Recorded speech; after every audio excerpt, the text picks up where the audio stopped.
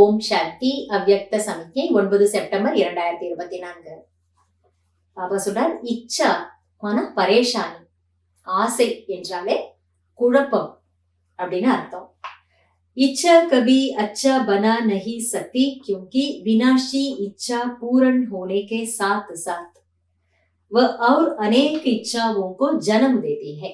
பாபா என்ன சொல்றாருன்னா, ஆசை இருந்தால் அது ஒரு பொழுதும் நம்மை நல்லவர்களாக இருக்க விடாது, அதாவது நல்ல நிலையிலே இருக்க விடாது.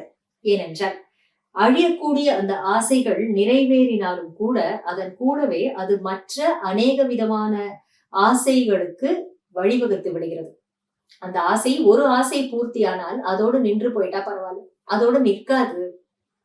அது அநேக விதமான பல பல ஆசைகளை தூண்டி விட்டு கொண்டே இருக்கும் அப்படிங்கறத பாபா சொல்றாரு. इसीलिए इच्छाओं के चक्र में मकड़ी की जाल माफिक फंस जाते हैं.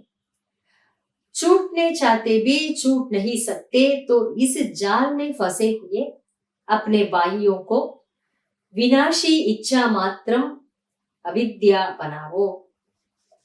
பாபா சொல்றார், எப்படி சிலந்தி வலையில சிக்கி கொண்டால் வெளியில வர முடியாதோ அந்த மாதிரி அது வெளியில வரணும்னு விரும்புது, ஆனா வலைக்குள்ளே மாட்டிக்கொண்டு அதனால் வெளியில் வர முடியவில்லை அப்படின்றது மாதிரி பாபா சொல்றாரு, இந்த ஆசை என்ற வலைக்குள்ளே சிக்கி கொண்டு தன்னுடைய சகோதரர்களுக்கு ஆசை என்ற வலையிலிருந்து நாம மீண்டு வரணும்.